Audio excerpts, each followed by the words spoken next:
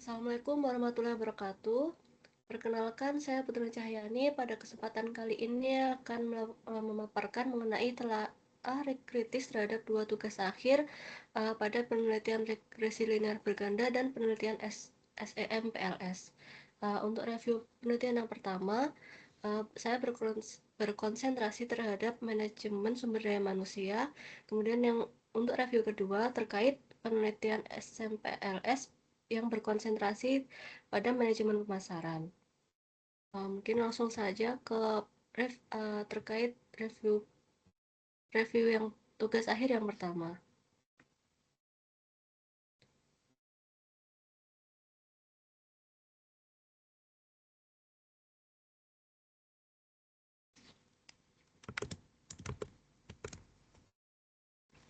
Baik, untuk yang tugas akhir pertama dengan judul pengaruh work-life balance dan beban kerja terhadap kinerja tindakan penagihan pada kantor wilayah di JPX. Yang ditulis oleh Bagus Sulistyo Budi, program S1 PJJ Manajemen, tanggal pengesahan pada naskah yakni 5 Maret 2026, dengan metode kuantitatif dengan pendekatan explanatory dengan analisis data berupa regresi linear berganda dengan program SPSS 25.0.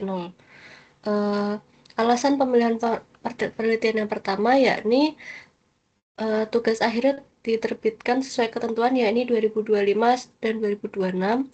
Kemudian telah memenuhi kriteria terkait review penelitian yang menggunakan regresi linear berganda, yakni dengan menggunakan pendekatan kuantitatif, kemudian kuesioner sebagai instrumen pengumpulan data, kemudian juga menggunakan analisis regresi linear berganda, dan juga relevan dengan konsentrasi manajemen SDM.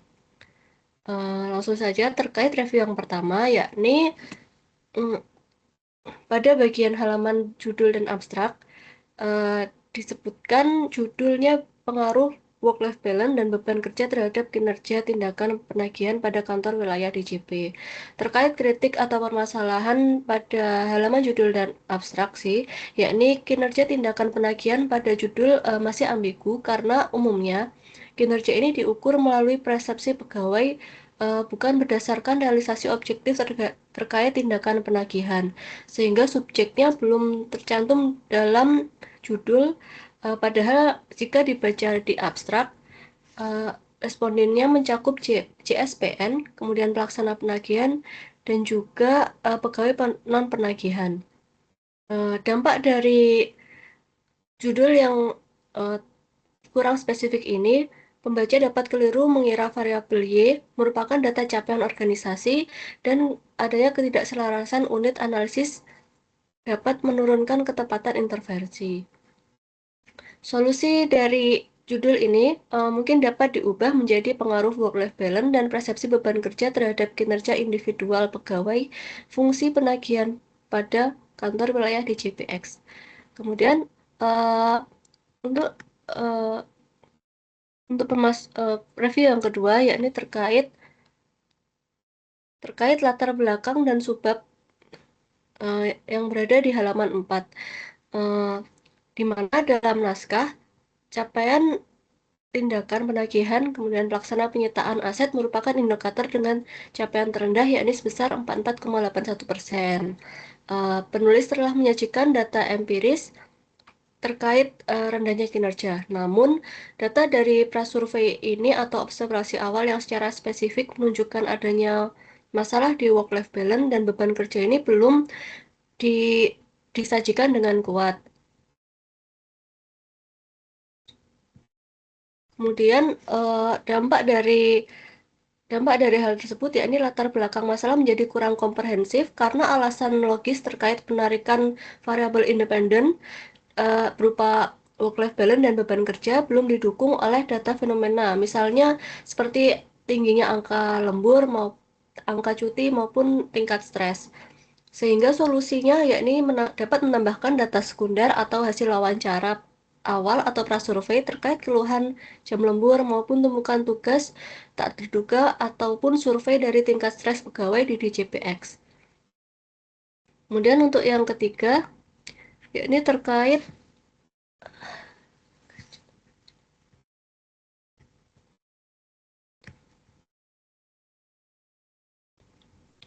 eh, yakni terkait keterlibatan dalam berbagai kegiatan tambahan tersebut pada akhirnya dapat menambah beban kerja pegawai yang tertera pada halaman 5, di mana eh, di sini diagnosis penyebab penambahan beban kerja masih argumentatif dan belum ada data awal mengenai beban khusus per JPSN. Sehingga modelnya berisiko mengalami kesalahan dalam analisis statistik karena capaian penagihan dapat dipengaruhi hal lain seperti kualitas piutang, aset wajib, regulasi maupun sistem kompetensi maupun pimpinan dan juga dukungan hukum. Sarannya yakni melakukan riset pendahuluan misalnya seperti wawancara, data bebas kasus, kemudian jam lembur, analisis fishbone dan sehingga hasilnya dapat digunakan untuk memperkuat pemilihan variabel penelitian. Kemudian untuk yang keempat, pada halaman 5,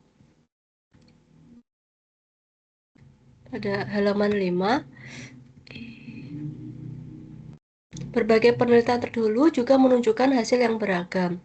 Di sini penelitian belum menyoroti kontradiksi atau kelemahan dari penelitian terdahulu atau research gap sebagai justifikasi mengapa penelitian ini penting dilakukan ulang di konteks DJPX, di mana dampak dari hal tersebut yakni novelty atau kebaruan penelitian kurang dapat terlihat dan terkesan hanya mereplikasi penelitian sebelumnya. Sehingga saran dari reviewer yakni dapat menambahkan bagian tersendiri terkait riset gap dari literatur penelitian terdahulu di bab 1 yang dapat menunjukkan inkonsistensi temuan. Misalnya di penuan A dapat menyebutkan beban kerja menurun kinerja, namun di penelitian B menyebutkan bahwa beban kerja tidak berpengaruh. Selanjutnya untuk nomor 5 terkait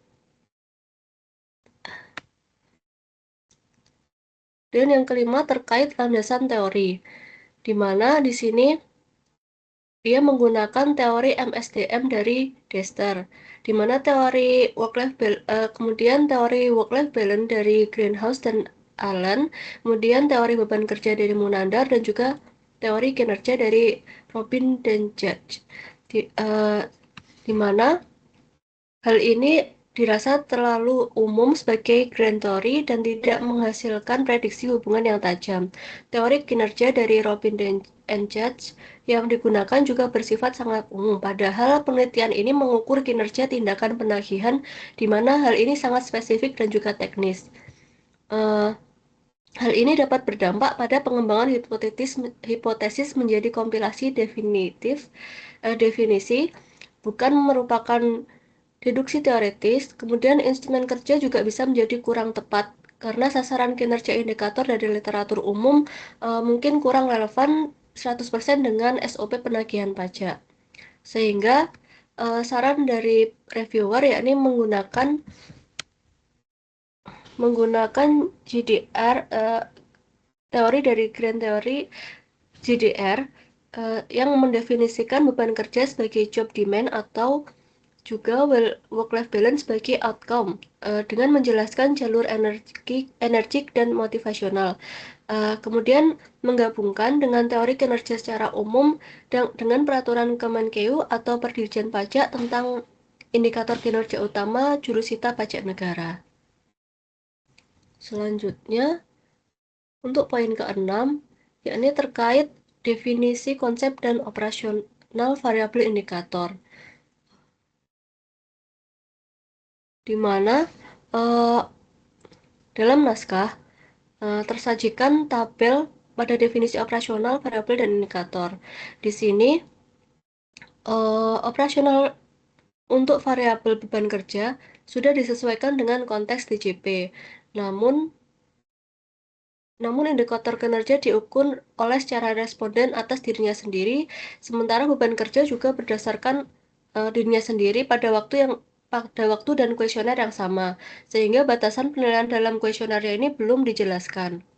Dampaknya, yakni terjadi common method variance atau bias dari social disability atau kesalahan sistematis lainnya yang dapat memperbesar korelasi dan juga temuan tindak tidak identik dengan kinerja objektif tindakan penagihan. Solusinya untuk mengatasi hal ini dapat menambahkan pernyataan pendukung mengapa indikator tersebut dipilih sebagai representasi kondisi DJP, kemudian dapat menggunakan penilaian atasan sebagai untuk menjaga anonimitas, uh, kemudian menjaga anonimitas dan juga memisahkan pengukuran X dan Y serta melakukan uji common method bias. Kemudian untuk yang ketujuh, uh, yakni berupa hipotesis mengenai pengaruh work-life balance dan beban kerja secara bersama-sama dan parsial. Di sini, di dalam tugas akhir, beban kerjanya tidak dieksplisitkan arahnya, sehingga berdasarkan teori umum, beban kerja biasanya memberikan dampak negatif terhadap kinerja.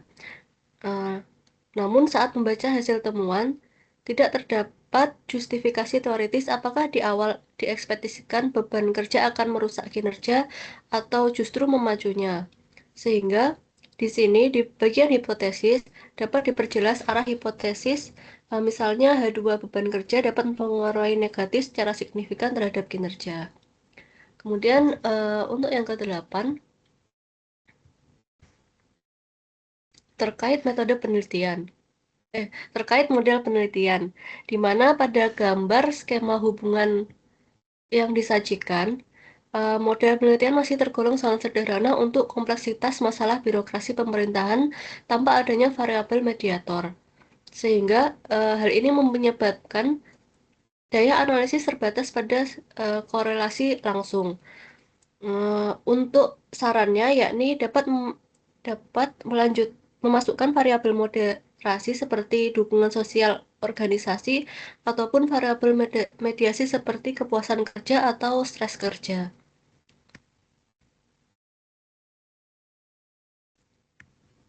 Kemudian untuk populasi dan sampel disebutkan di halaman 34 jika di mana populasi 100 pegawai termasuk JPSN, pelaksana terlibat langsung, dan pegawai yang berhubungan dengan fungsi penagihan, di mana batas populasi tidak operasional. Frasa berhubungan dengan dapat memasukkan pegawai dengan paparan dan tanggung jawab yang sangat berbeda. Pada lampiran juga terdapat kategori pegawai non-penagihan, di mana tidak ada sampling frame secara frasa untuk mengisi self-selection yang dapat bertentangan dengan klaim sensus. Hal ini dapat berdampak pada responden yang terlalu heterogen yang dapat mengancam validitas konstruk Y dan comparability jawaban. Pegawai non-penagihan juga dapat dimungkinkan tidak layak untuk menilai kinerja tindakan penagihan. Kemudian klaim sampling jenuh dan keterwakilan tidak dapat diverifikasi. Sehingga sarannya yakni dapat melampirkan daftar keseluruhan populasi per unit jabatan maupun flow responden, respon rate, penanganan missing data, dan juga perbandingan responden non-responden. Selanjutnya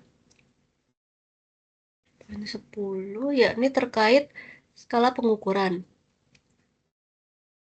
di mana di sini disebutkan kuesioner menggunakan skala Likert 1-5. Instrumen disusun sendiri oleh peneliti berdasarkan indikator teori. Hal ini untuk skala Likertnya sudah standar dan sesuai untuk regresi linear berganda. Namun, instrumen bersifat self-developed, bukan adaptasi skala baku tervalidasi seperti WLB scale atau workload scale tidak disebutkan, dan juga tidak adanya expert judgment atau pilot test sebelum instrumen ini disebar, sehingga informasi teknis instrumen akan terasa kurang utuh. Kemudian kualitas pengukuran belum memadai untuk klaim pengaruh, tanpa adanya expert judgment atau pilot test juga memperbesar kelemahan setelah data terkumpul.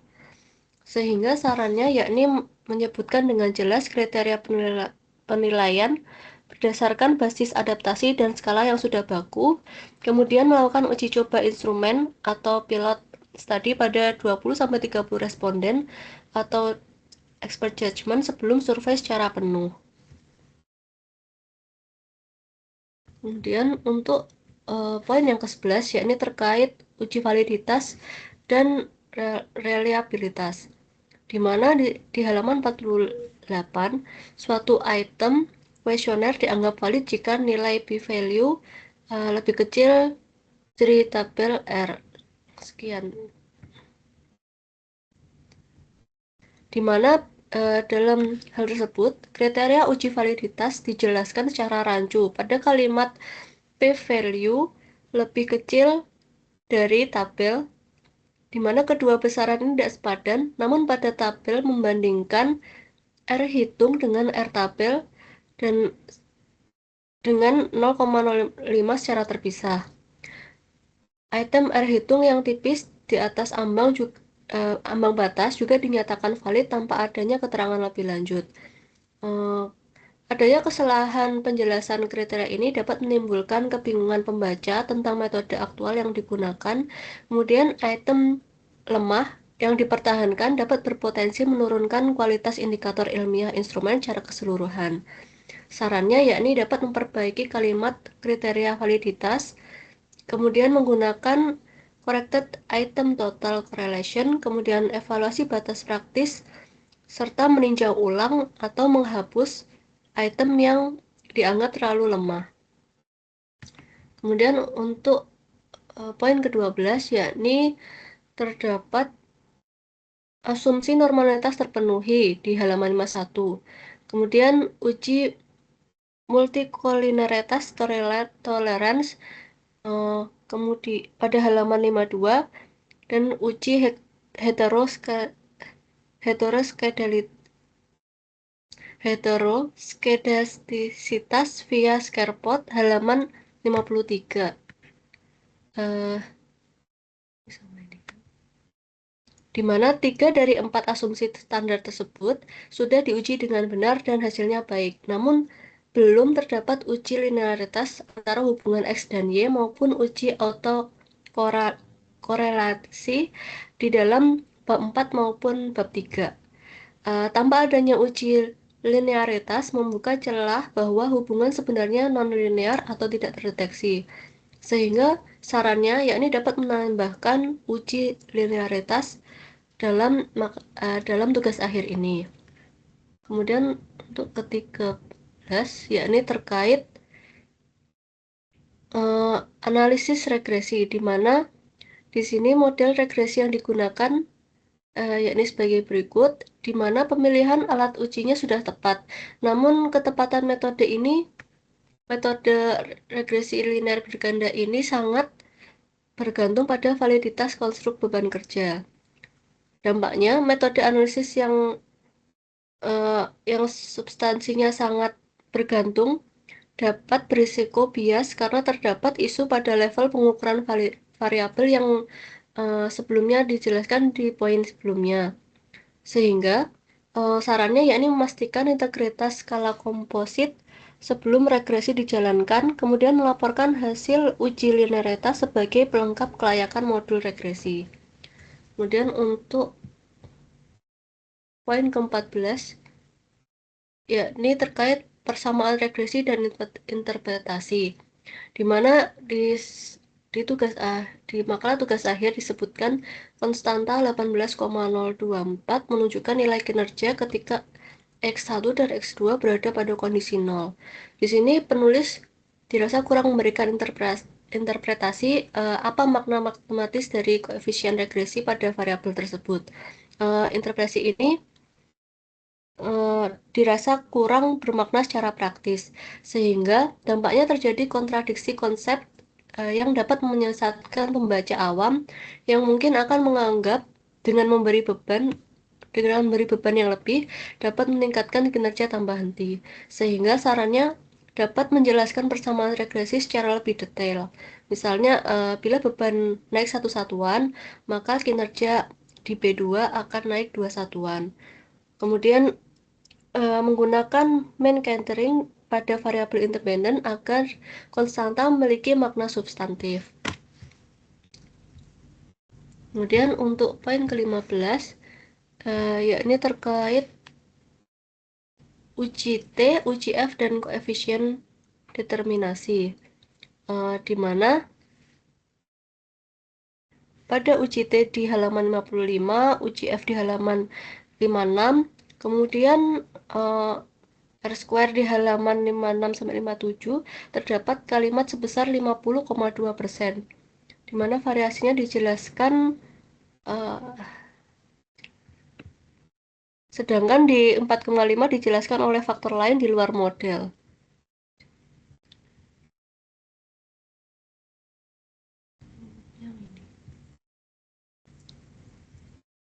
Di mana terdapat kesalahan perhitungan yang seharusnya 100% dikurangi 50,2, yang berjumlah 49,8. Namun di sini ditulis 49,2, yang sebenarnya angka ini merupakan adjusted R square yang keliru diartikan, sehingga seolah-olah merupakan sisa varian yang tidak dijelaskan, yang tidak dapat dijelaskan, sehingga dampaknya kesalahan numerik walaupun hanya cuma 0,6, namun menjadi signifikan secara akademik karena menunjukkan kurangnya pemahaman konseptual atas perbedaan R square dan adjusted R square. Solusinya yakni dengan melengkapi dan memperbaiki interpretasi dengan menjelaskan 4,9,8 serta menjelaskan faktor lain di luar model yang telah memperhitungkan jumlah prediktor.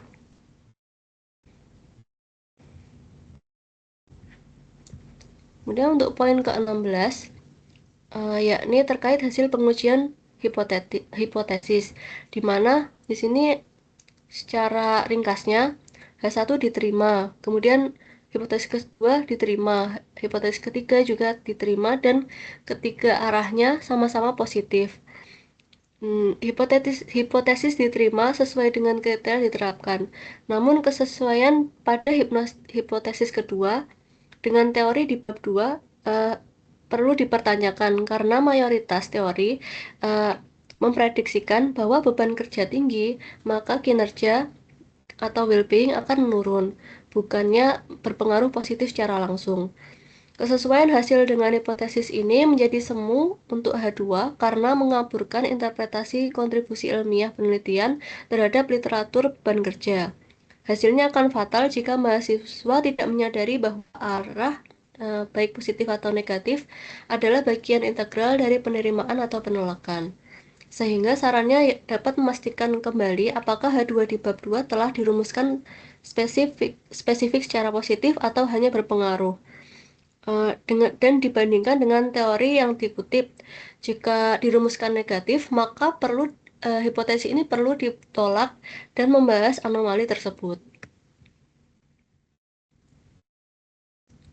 Kemudian untuk nomor 17 terkait kedalaman pembahasan, di mana pada halaman 57 sampai 62 membahas hubungan hasil uji dengan temuan di lapangan. Namun di sini hanya dipaparkan ulang terkait tabel SPSS di bab sebelumnya, tanpa menjelaskan mengapa di DJPX bisa terjadi hal tersebut, khususnya mengenai anomali beban kerja yang menaikkan kinerja. Tidak ada statistik deskriptif substantif yang dilaporkan untuk memperkaya interpretasi.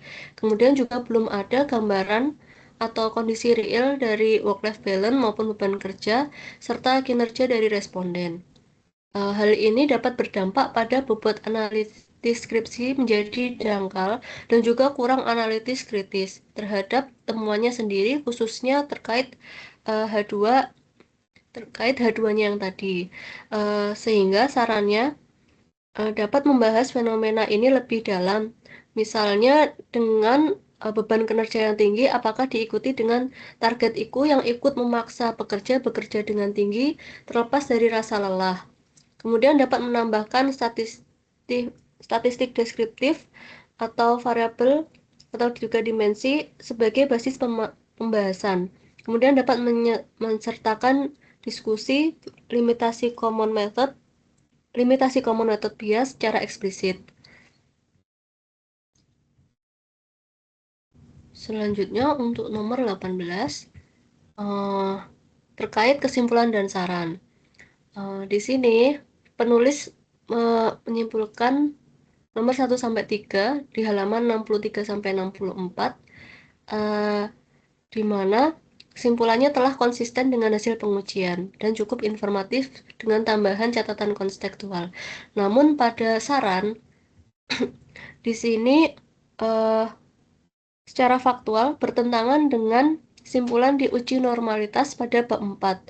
Sehingga jika secara regresi beban terbukti positif, namun di sarannya ini lebih menyarankan untuk menurunkan distribusi kinerja secara proporsional sehingga dirasa sarannya ini kurang selaras dengan temuan statistiknya.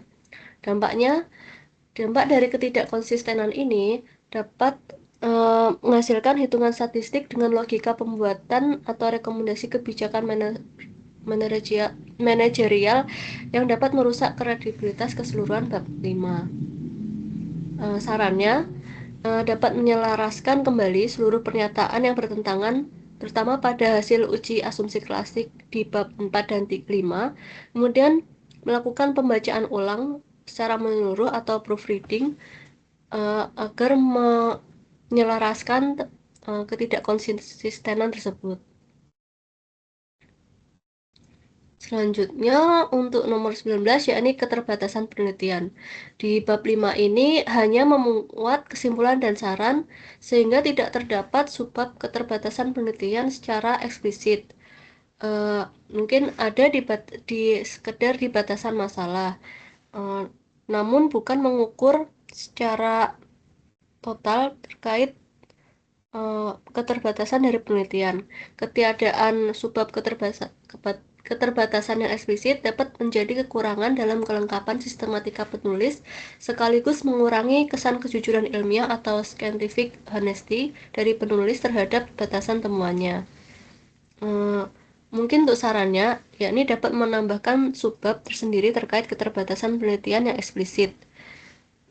Selanjutnya untuk nomor 20 terkait lampiran yakni di kuesioner, di mana di sini di bagian pertanyaan kuesioner terkait beban kinerja, volume pekerjaan saya tergolong tinggi, berdampingan juga dengan jumlah pekerjaan yang harus saya selesaikan masih sesuai dengan kapabilitas saya, di mana variabel X1, X2, dan juga Y menggunakan campuran item favorable dan juga unfavorable.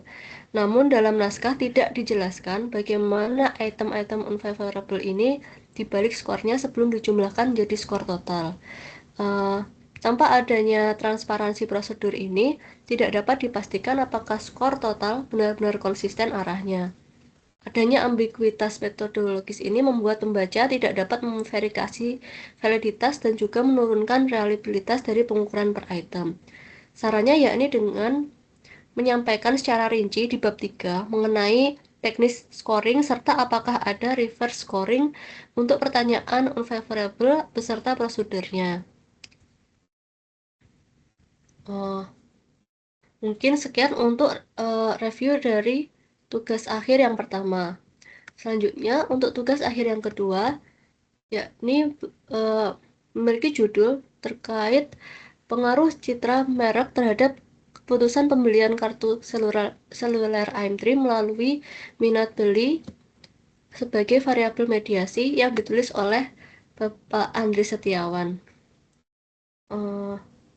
Alasan untuk pemilihan yang kedua yakni tugas akhirnya masih dalam range yakni di tahun 2025 dan 2026, kemudian telah memenuhi kriteria untuk menjawab soal terkait review penelitian yang menggunakan SEM PLS. Kemudian relevan dengan konsentrasi manajemen pemasaran dan juga berbeda dengan konsentrasi di tugas akhir yang pertama dibahas yakni manajemen SDM. Mungkin langsung saja di terkait review penelitian SMPLS-nya, pada bagian bab 2 terkait tinjauan teori disampaikan bahwa definisi konstruk dikutip berjenjang, yakni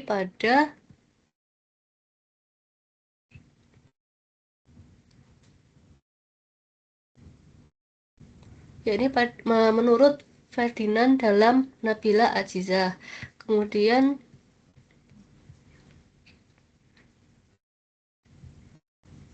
di sini Kotler dalam Apriani dan Bahrun. Kemudian ada Kettler dalam Supriyatna, kemudian ada Rangkuni dalam Azuri dan Yahya, di mana seluruh definisi konsep diambil dari sumber sekunder atau dari skripsi atau artikel lain yang dikutip atau bukan dari sumber primer, sehingga terdapat adanya resiko dari distorsi makna teori asli yang semakin meningkat pada setiap tahapan kutipan berjenjang, sehingga akan menurunkan kredibilitas landasan teori. Solusinya yakni dapat menelusuri dari kutipan langsung dari sumber primer untuk definisi inti secara konstruksi. Kemudian untuk review yang kedua yakni terdapat pada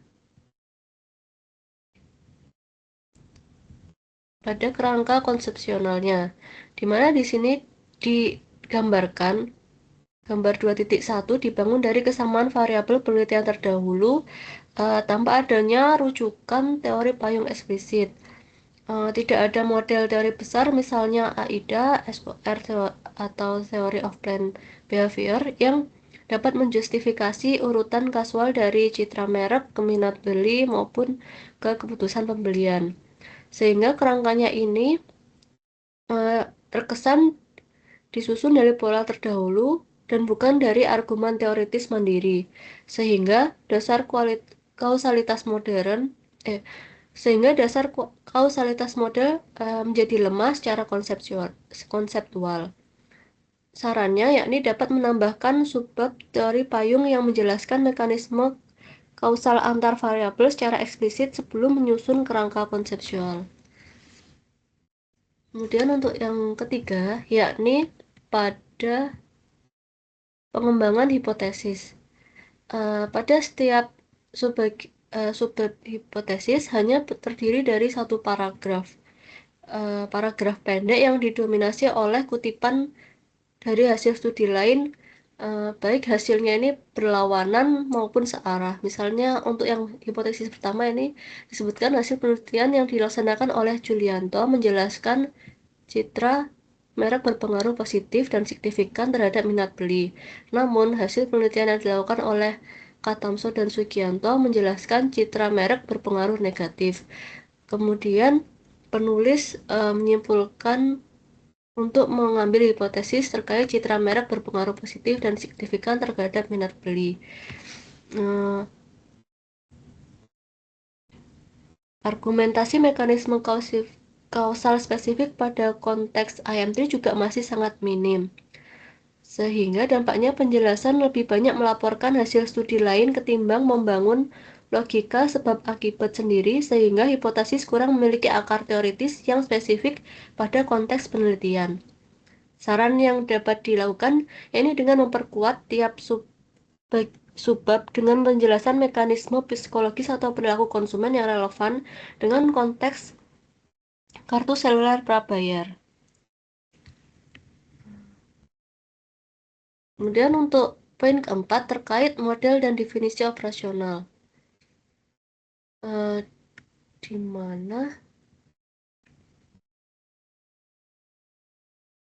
berdasarkan konstruk cita merek, kemudian minat beli, kemudian keputusan pembelian dievaluasi dengan outer loading F, kemudian cross loading yang tertera pada halaman 20-24.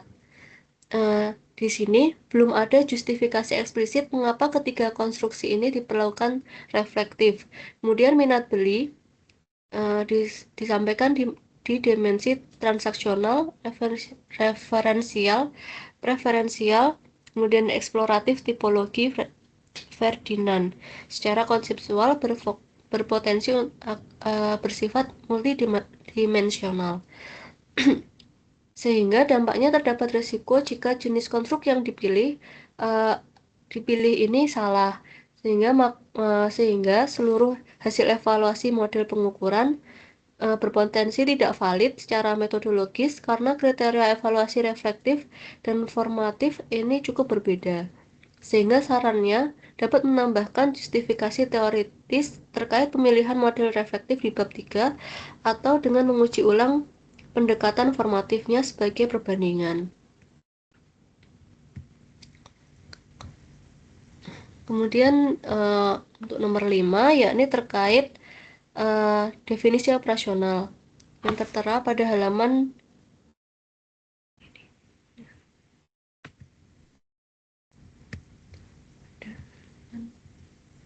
pada halaman 22 di mana indikator kepuasan pembelian disebutkan memiliki kebiasaan dalam membeli produk. Kemudian pada indikator citra merek terdapat loyalty.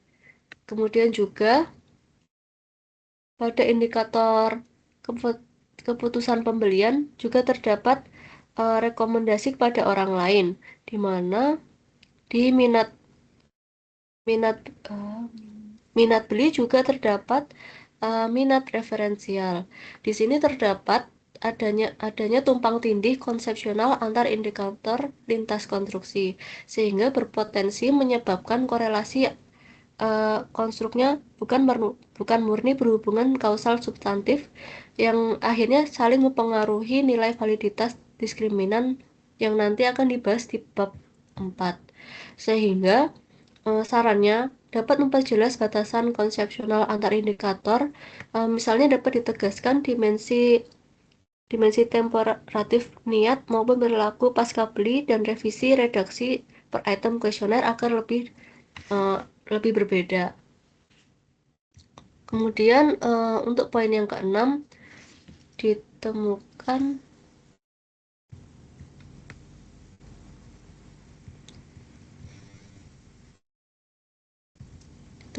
jumlah sampel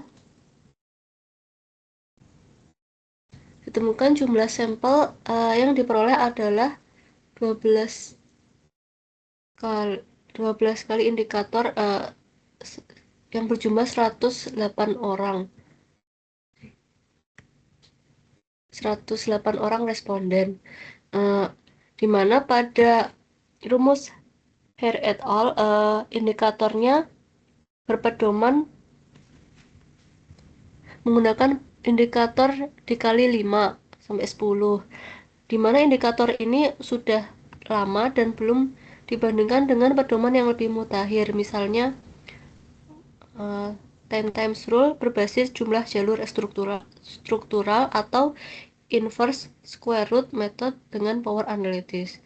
Justifikasi kecukupan sampel menjadi kurang kuat secara metodologis meskipun jumlah sampelnya 108 menurut pedoman yang lebih modern, sehingga rekomendasinya dapat menambahkan perhitungan pembanding menggunakan metode power analytic G-power atau 10 time rule untuk memperkuat justifikasi kecukupan sampel.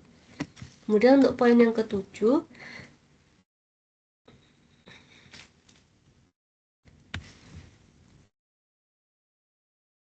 terkait teknik pengumpulan data, di mana di sini kuesioner disebar secara daring pada tanggal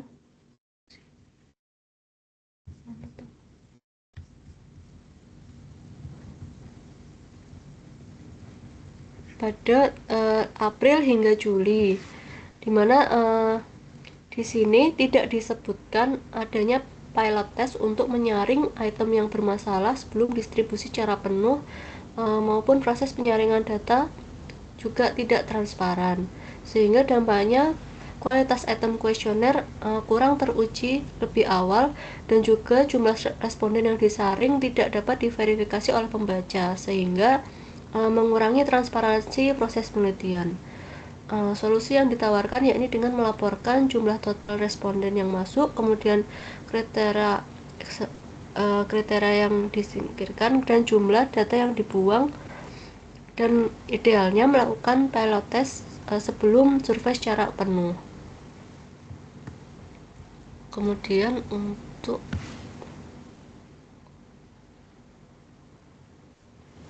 poin ke-9 yakni terkait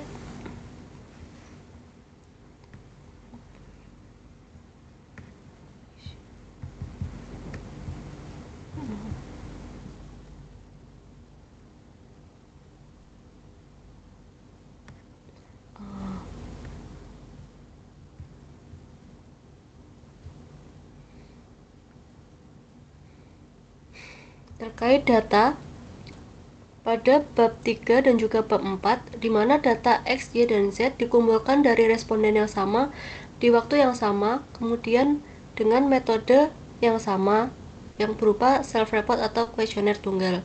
Adanya potensi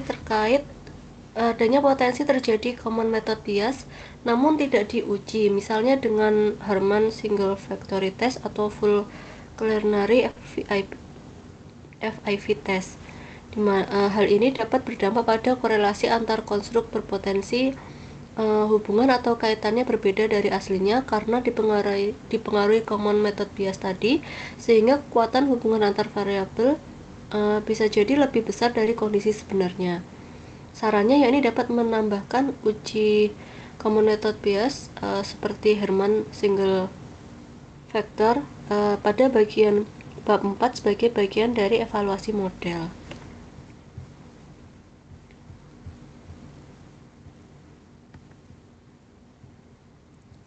Kemudian terkait temuan yang ke-10 pada tabel 4.5,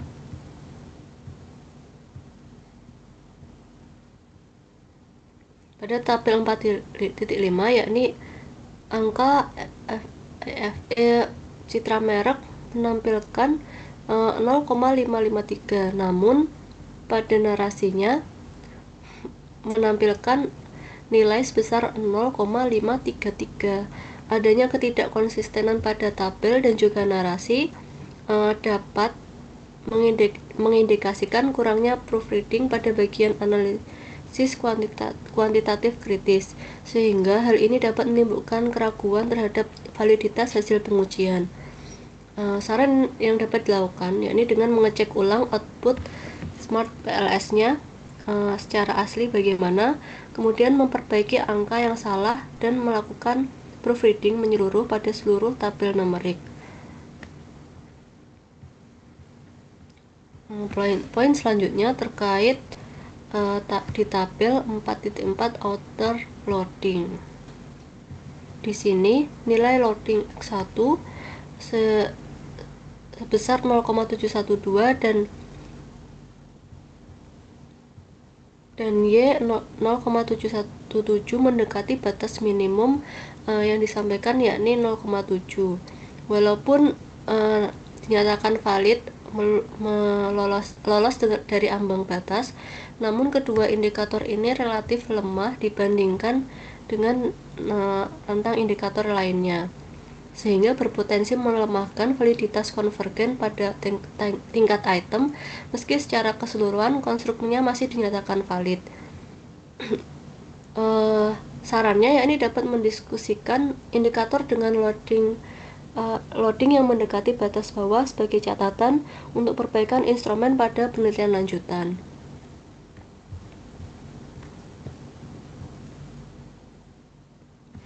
Selanjutnya pada tabel 4.9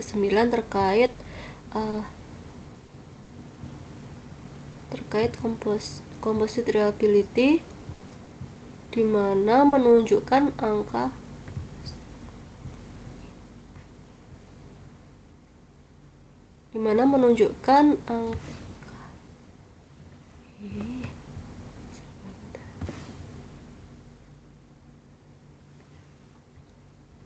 angka untuk keputusan pembelian dan niat beli sebesar 0,9 dibandingkan dengan batasnya 0,7. Reliabilitas yang sangat tinggi ini berpotensi mengindikasikan adanya redundansi item. Item-item yang berpotensi mengukur hal yang nyaris identik atau bukan murni secara konsistensi internal yang baik, sebagaimana yang sebelumnya dijelaskan di poin atas, yang ditemukan adanya tumpang tindih di indikator. Sarannya dapat mendiskusikan kemungkinan redundansi item pertimbangan dan penyederhanaan, kemudian penyederhanaan jumlah indikator pada penelitian lanjutan.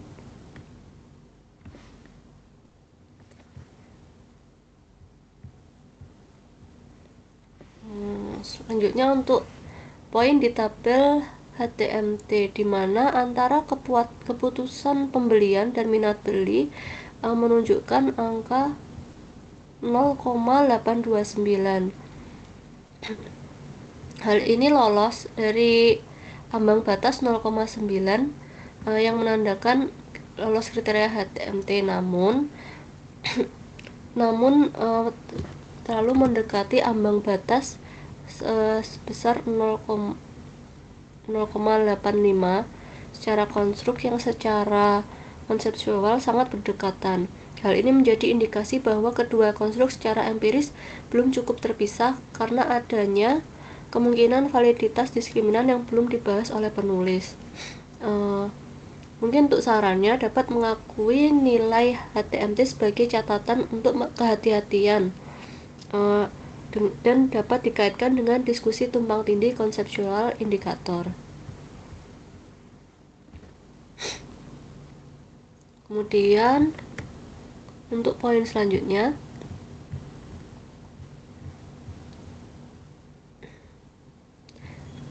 terkait tabel 4.12 dan 4.13, di mana koefisien langsung muncul pada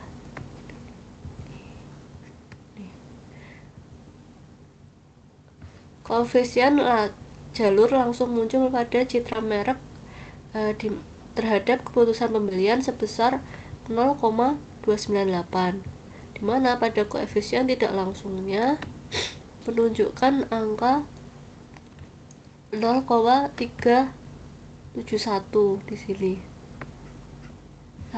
di mana efek tidak langsungnya malah lebih besar dari efek langsung, namun hanya disebut sepintas di pembahasan sebelumnya tanpa analisis kuantitatif yang formal. Temuan substantif penting ini mempengaruhi keputusan pembelian terutama lewat minat beli, tidak dimanfaatkan sebagai dasar implikasi manajerial yang tegas, sehingga sarannya dapat menegaskan temuan secara eksplisit dan melakukan pembahasan dan kesimpulan sebagai dasar rekomendasi strategi pemasaran yang memprioritaskan pembentukan minat beli.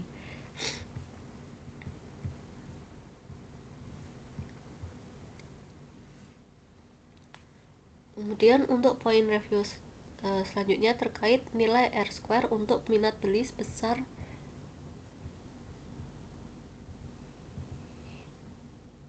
minat beli sebesar 0,430, dan dimana di sini disebutkan nilai R-square dalam model ini termasuk pengaruh lemah. Di sini berdasarkan kriteria yang telah dikutip sendiri oleh penulis, nilai 0,5 dihitung tinggi, kemudian 0,5 dihitung moderate, serta 0,25 termasuk lemah. Sewajarnya nilai 0,4 ini lebih mendekati kategori moderate, namun tetap dinyatakan lemah sehingga kurang konsisten antara kriteria yang dikutip dan interpretasi yang diberikan. Adanya ketidakkonsistenan dapat menyebabkan kekeliruan interpretasi dari kekuatan model dan juga understate atau meremehkan kualitas model prediksi minat beli. Sarannya yakni dapat memperbaiki kategorisasi minat beli menjadi moderat sesuai dengan kriteria yang telah dikutip pada halaman sebelumnya.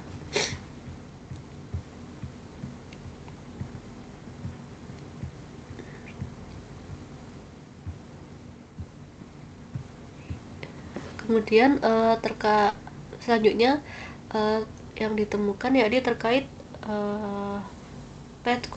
path coefficient, di mana disebutkan nilai T statistik lebih besar daripada T table karena penelitian ini telah menetapkan tingkat signifikansi 5%, kemudian berpengaruh positif dan signifikan, di mana pada ambang batas T 1,96 mengasumsikan uji dua arah atau two-tailed, padahal hipotesis awalnya bersifat satu arah yang seharusnya menggunakan ambang 1,645 atau one-tailed, sehingga terdapat inkonsistensi metodologis antara rumusan hipotesis dan juga kriteria uji. Hasil dari pengujian yang kurang valid ini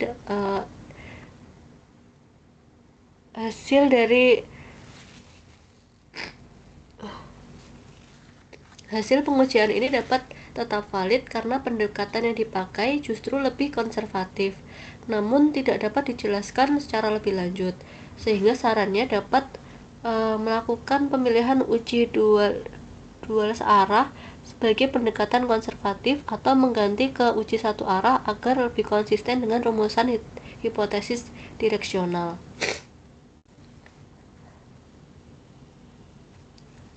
Kemudian poin selanjutnya terkait di prosedur bootstrapping yang digunakan untuk menghasilkan T statistik dan juga p-value.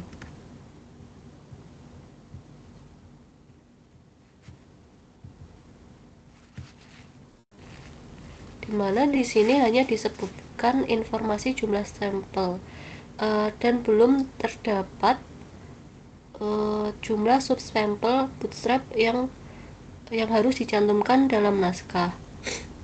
Hal ini mengurangi transparansi dan replikabilitas hasil karena pembaca belum dapat memverifikasi kekuatan prosedur resampling yang digunakan. Sarannya dapat mencantumkan jumlah subsampel yang digunakan dalam Smart PLS pada bab 3 ataupun di bab 4.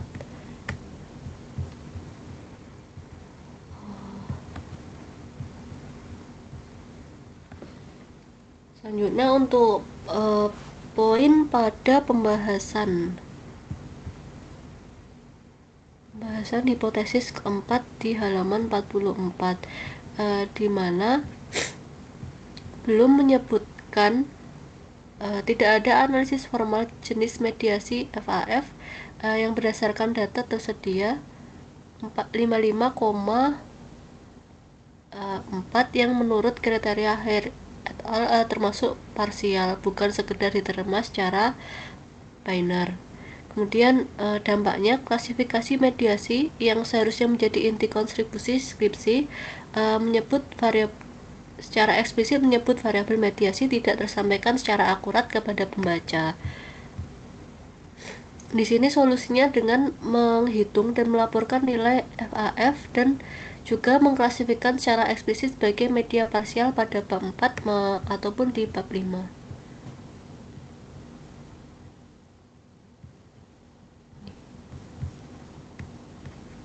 Selanjutnya pada bab simpulan dan saran, di mana tidak terdapat lagi-lagi tidak terdapat pembahasan eksplisit atas keterbatasan metodologis yang dibahas pada penelitian. Hal ini membuat pembaca atau penguji tidak dapat memiliki gambaran batasan validitas dan juga generalisasi hasil, sehingga temuannya beresiko dibaca lebih general daripada seharusnya. Sarannya yakni dapat menambahkan subbab keterbatasan penelitian. Kemudian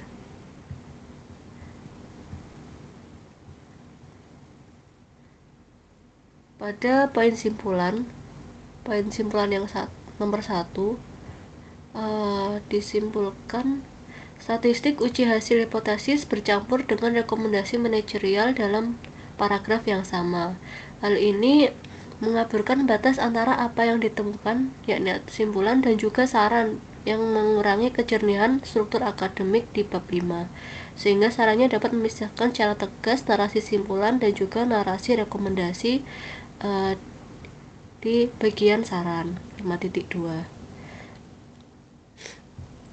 Selanjutnya terkait perbandingan dari kualitas metodologis kedua penelitian. Berdasarkan landasan teori yang sebelumnya telah dibahas, di regresi linear berganda menggunakan teori yang terlalu umum dan kurang spesifik dengan konteks DJP, sehingga kemudian ada arah hipotesis yang tidak dieksplisitkan arahnya di positif atau negatif, sehingga berujung pada kebingungan interpretasi saat hasil menunjukkan pengaruh positif.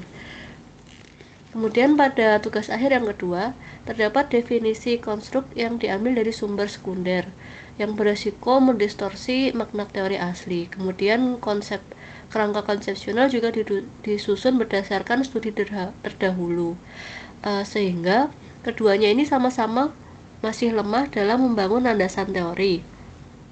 Di tugas akhir yang pertama gagal menghubungkan teori umum dengan konteks spesifik, sedangkan tugas akhir kedua gagal menggunakan literatur primer dan teori payung yang kuat. Kemudian untuk aspek sampling dan pengumpulan data, pada tugas akhir yang pertama batasan populasinya kurang tidak operasional dan konsensusnya kurang dapat diverifikasi. Kemudian di tugas akhir yang kedua telah bagus menggunakan purposive sampling namun justifikasi rumusnya masih menggunakan yang lama, sehingga kesimpulan dari perbandingan ini di tugas akhir yang kedua memiliki keunggulan dalam batasan responden yang lebih terarah, yakni lebih spesifik di pengguna IAM3 dibandingkan dengan tugas akhir yang pertama di mana proposisinya masih ambigu.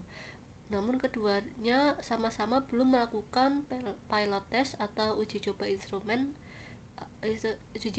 awal sebelum menyebar kuesioner secara penuh. Kemudian pada aspek penyusunan instrumen, belum ada pilot test atau expert judgment sebelum penyebaran kuesioner. Kemudian cara scoring untuk item pertanyaan unfavorable belum dijelaskan secara transparan. Kemudian di tugas akhir yang kedua terdapat tumpang tindih secara konsepsional antara indikator lintas konstruk, sehingga di tugas akhir 1 memiliki masalah pada transparansi proses scoring dan bias pengukuran diri, sedangkan pada tugas akhir 2 terdapat kelebihan indikator yang identik dan batasan konsepsional antar variabel yang kurang tegas. Keduanya memiliki masalah pada level pengukuran. Kemudian untuk aspek analisis statistik dan juga uji asumsi, di mana pada tugas akhir yang pertama dia melakukan uji asumsi klasik dengan benar, namun masih melewatkan uji linearitas, sehingga terdapat kesalahan perhitungan. Kemudian juga terdapat kesalahan perhitungan matematis dalam interpretasi R-square serta kriteria uji validitas yang masih rancu. Kemudian di tugas akhir yang kedua, penulisnya telah melakukan evaluasi model pengukuran dan juga model struktural dengan sangat disiplin, namun juga masih melewatkan uji common method bias. Kemudian tidak melaporkan jumlah subsample bootstrap dan juga terdapat inkonsistensi angka di tabel dan narasi EFE. Kemudian peneliti juga gagal menghitung VEF yang merupakan kewajiban untuk menjustifikasi jenis mediasi. Sehingga secara teknis, statistik di tugas akhir yang kedua lebih kompleks dan dijalankan prosedurnya lebih baik dari tugas akhir yang pertama. Namun kesalahan logika interpretasi pada keduanya sama-sama terdapat kesalahan logika interpretasi pada keduanya. Kemudian untuk validitas dan reliabilitas di tugas akhir yang pertama Kriteria uji validitas dijelaskan secara rancu, dan juga item dengan nilai loading yang lemah tetap dipertahankan. Kemudian di tugas akhir kedua, nilai reliabilitas terlalu tinggi, mengidentifikasikan redundansi item kuesioner. Kemudian validitas diskriminan mendekati batasan yang juga cukup ketat. Keduanya kurang kedua dari tugas akhir tersebut dirasa kurang kritis terhadap output angka, yang dimana di TA1 masih rancu memahami kaidah uji sementara. Kemudian di tugas area kedua menerima hasil yang lolos batas minimal tanpa menyadari adanya indikasi masalah pada angka tersebut. Kemudian terkait aspek pengujian hipotesis, pada tugas area pertama terdapat arah hipotesis di H2 itu tidak konsisten dengan teori asal, namun tetap disimpulkan diterima tanpa analisis counterintuitif. Kemudian di tugas akhir kedua, hipotesisnya bersifat satu arah, namun menggunakan ambang tes statistik untuk uji dua arah, sehingga keduanya mengalami inkonsistensi antara hipotesis dan juga kriteria pengujian.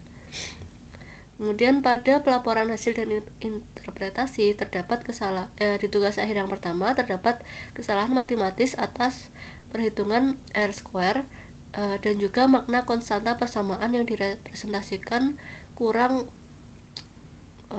menjelaskan secara praktis. Serta di tugas akhir kedua, analisis mediasi tidak tuntas karena absennya perhitungan VAF. Kemudian ada ketidakkonsistenan interpretasi R-square dengan kriteria yang dikutip, sehingga keduanya ini sama-sama kurang cermat dan kurang utuh dalam pelaporan hasilnya. Kemudian untuk sistematika pelaporan dan kejujuran ilmiah, di tugas akhir yang pertama tidak memiliki subbab keterbatasan penelitian. Kemudian saran manajerialnya masih bertentangan dengan hasil uji statistik normalitas. Sementara di tugas akhir kedua juga sama, tidak memiliki subbab keterbatasan penelitian, dan kalimat simpulan statistiknya tercampur dengan saran atau rekomendasi manajerial, sehingga kesimpulan dari keduanya ini tidak memiliki subbab keterbatasan penilaian secara eksplisit, sehingga dinilai menutupi cacat metodologis dan juga gagal menunjukkan kejujuran ilmiah. Sehingga keduanya selain itu keduanya juga membutuhkan proofreading dan secara menyeluruh karena masih terdapat inkonsistensi teknis antar bab. Dari perbedaan dan review yang telah dilakukan, berikut kesimpulan dari reviewer, yakni yang pertama, tugas akhir dengan judul pengaruh work-life balance dan beban kerja terhadap kinerja tindakan penagihan pada kantor wilayah DJPX secara umum telah memenuhi struktur dan prosedur dasar penelitian kuantitatif explanatory, dan telah yakni populasi stempelnya telah jelas, kemudian instrumennya diuji secara validitas dan reliabilitas, kemudian asumsi klasiknya telah diuji, kemudian menggunakan regresi linear berganda dan uji hipotesис dilaksanakan dengan lengkap, kemudian juga telah didukung oleh data kinerja instansi yang real pada latar belakang masalah. Selain itu juga memiliki kekuatan utama yang terletak pada relevansi konseptual mengangkat isu work-life balance dan beban kerja pada profesi jurusita pajak negara yang masih cukup jarang untuk diteliti secara kuantitatif. Namun demikian, masih terdapat kelemahan substantif pada reinterpretasi pasca hoc terhadap arah atau makna variabel beban kerja yang kurang konsisten dengan landasan teori yang dibangun peneliti sendiri. Kemudian adanya sejumlah inkonsistensi teknis dan citasi seperti versi SPS yang kurang konsisten, kemudian lokus penelitian, kemudian status normalitas, serta inkonsistensi terhadap teknis di lintas bab. Sementara untuk tugas akhir dengan judul pengaruh citra merek terhadap keputusan pembelian kartu seluler AM3 melalui minat beli sebagai variabel mediasi secara umum telah memenuhi struktur dan prosedur dalam tahapan SMPLS dengan cukup disiplin, dan juga seluruh hipotesisnya telah didukung secara statistik.